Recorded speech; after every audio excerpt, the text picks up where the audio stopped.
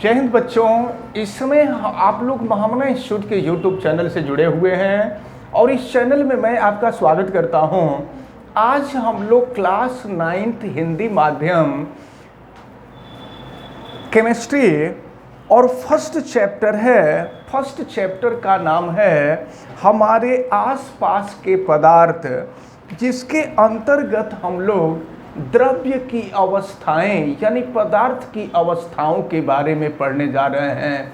तो पदार्थ की अवस्थाओं को हम यहाँ विधिवत पढ़ें, इसके पहले मैं आपको बता दूं कि अगर आप चैनल पे नए हैं तो चैनल को सब्सक्राइब कर लीजिए और चैनल सब्सक्राइब करने के लिए यूट्यूब पर महामना इंस्टीट्यूट सर्च कीजिए और रेड कलर के सब्सक्राइब वाले बटन को आप क्लिक कर दें, फिर महामना इंस्टीट्यूट सब्सक्राइब हो जाएगा। और अगर किसी प्रकार की कोई दिक्कत आपको समझ में आती है तो आप हमें कमेंट करके बतावें और वीडियो को लाइक भी करें। वीडियो को मैक्सिमम स्टूडेंट तक शेयर करें ताकि मैक्सिमम स्टूडेंट इसको अच्छी तरह से समझ सकें। और आप बेल आइकन को भी प्रेस करें। तो चलिए शुरू करते हैं पदार्थ की अवस्थाएं। जैसा कि हमने आपको पदार्थ के बारे में बताया था, पदार्थ ही द्रव्य है और द्रव्य के बारे में हमने आपको बताया था कि दुनिया की वे सभी वस्तुएं जिनमें स्थान घेरने के साथ साथ भार भी होता है और जिनका अनुभव हम अपनी इंद्रियों के द्वारा करते हैं उन्हें पदार्थ या द्रव्य कहते हैं। और हम आपको बता दें कि द्रव्य की 3 अवस्थाएं होती हैं। पहली अवस्था होती है ठोस, जिसको हम कहते हैं सॉलिड। द्रव्य की जो दूसरी अवस्था होती है वो होती है द्रव, लिक्विड।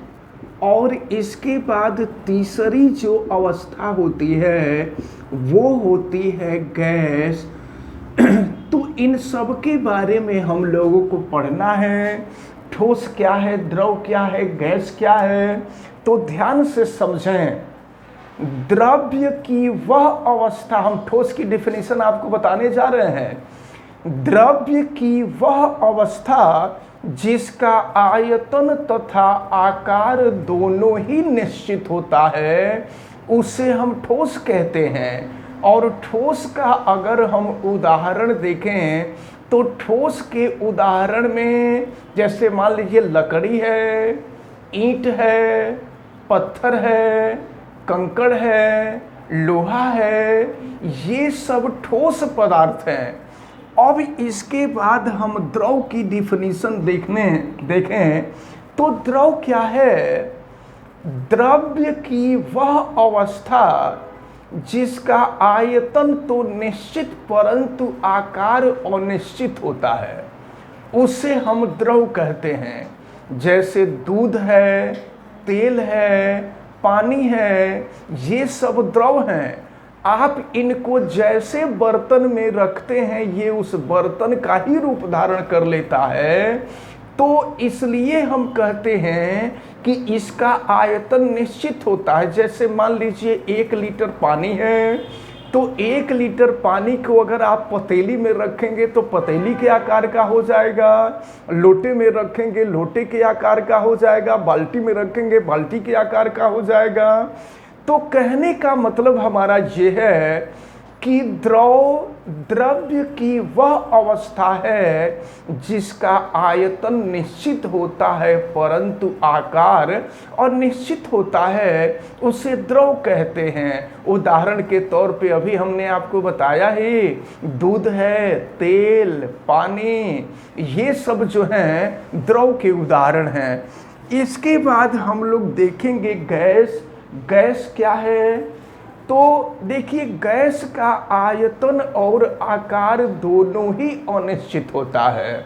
तो समझिए आप, द्रव्य की वह अवस्था जिसका आयतन तथा आकार दोनों ही अनिश्चित होता है गैस कहलाता है। देखिए गैस का आयतन भी अनिश्चित होता और आकार भी अनिश्चित होता है। क्योंकि जब अगर किसी एक सिलेंडर से गैस दूसरे सिलेंडर में रिफिल की जाती है ना, तो गैस के कुछ अणु जरूर रिलीज हो जाते हैं, गैस के कुछ अणु निकल जाते हैं, जिससे गैस का आयतन कुछ कम हो जाता है और आकार तो हमेशा चेंज ही होता रहता है। तो इस प्रकार हम गैस की डिफिनीशन देंगे कि द्रव्य की वह अवस्था जिसका आयतन तथा आकार दोनों ही अनिश्चित होता है, गैस कहलाता है। अगर हम गैस का उदाहरण देखें तो गैस का उदाहरण हाइड्रोजन गैस है, यह हाइड्रोजन गैस है, ऑक्सीजन गैस है, नाइट्रोजन गैस है, कार्बन डाइऑक्साइड गैस है, और फिर अगर कुछ और उदाहरण लें तो नाइट्रोजन डाइऑक्साइड गैस है। ये सभी गैसें हैं, तो ये गैस के उदाहरण हैं। तो ये द्रव्य की अवस्था रही। अब एक बात हम आपको बता दें कि द्रव्य की ये जो अवस्था है ना, द्रव्य की अवस्थाएं आपस में चेंज होती रहती हैं। जैसे हम चाहें तो द्रव को ठोस में बदल सकते हैं, ठोस को द्रव में बदल सकते हैं, द्रव को गैस में बदल सकते हैं। तो इनके बारे में हम लोगों को अगली हेडिंग में पढ़ना है। लेकिन हम छोटी सी बात आपको बता दें, जैसे मान लीजिए पानी है, तो पानी द्रव अवस्था में है, अगर उसको हम खौला देंगे तो भाप बन जाएगा, भाप गैस अवस्था में हो जाएगा। लेकिन उसी पानी को अगर हम फ्रिज में डाल दें तो जम करके वो बर्फ बन जाएगा, और बर्फ ठोस अवस्था में है। लेकिन अगर उसी पानी में थोड़ा सा दूध मिला दें, थोड़ी सी चीनी डाल दें, थोड़ा काजू किशमिश वगैरह मटेरियल डाल दें, तो फिर वो क्या बन जाएगा, आइसक्रीम बन के तैयार हो जाएगा। फिर आइसक्रीम का मज़ा भी आप ले सकते हैं अच्छी तरह से। तो इस प्रकार कहने का मतलब हमारा ये है कि द्रव्य की ये जो अवस्थाएं होती हैं, द्रव्य की अवस्थाएं हमेशा चेंज होती रहती हैं। अब जब हम नेक्स्ट टर्म में आपको बताएंगे तो हम आपको बताएंगे कि वाष्पन किसे कहते हैं, क्वथन किसे कहते हैं, गलन किसे कहते हैं, हिमांक किसे कहते हैं, हिमायन किसे कहते हैं, पुनर्हिमायन किसे कहते हैं।